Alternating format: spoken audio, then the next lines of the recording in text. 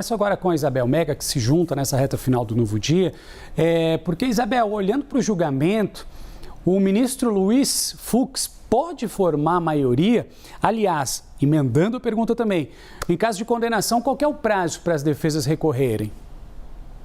Bom, é o terceiro ministro a votar, de 5 ministros, então o terceiro sempre pode ser um balizador de maioria, apesar dessa expectativa muito grande de que o voto do ministro Luiz Fux também possa representar a primeira divergência, né? A gente teve o ministro Alexandre de Moraes e o ministro Flávio Dino muito alinhados, com a diferença de que Flávio Dino teve um olhar especial para pelo menos 3 réus, entendendo que para 3 réus você pode ter um indicativo de penas menores, porque também teriam tido uma participação menor, digamos assim, na tratativa do plano golpista. Então, se levanta muita expectativa sobre o que o Fux irá falar, a expectativa de que o voto dele possa ser um voto menor do que o voto do ministro Alexandre de Moraes, foram quase 6 horas, mas também um pouco maior do que o voto do ministro Flávio Dino.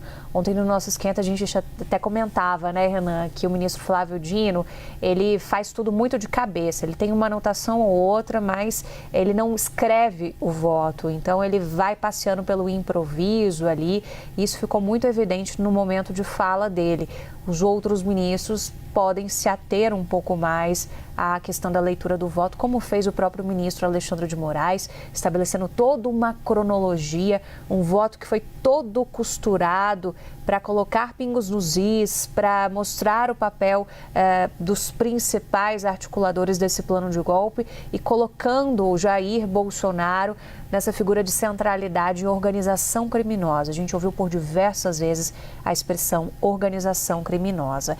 Agora, pensando pela frente, né, só para te responder essa segunda pergunta, Renan, as penas devem ser aplicadas no último momento do julgamento. É meio óbvio, porque aí você vai ter o cenário de quem vai ser condenado, absolvido ou parcialmente para um lado da condenação, por exemplo.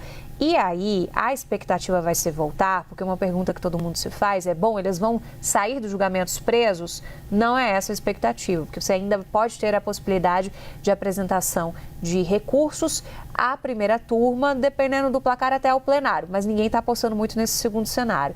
Nos recursos à primeira turma, são recursos mais para esclarecer decisões que os ministros podem tomar.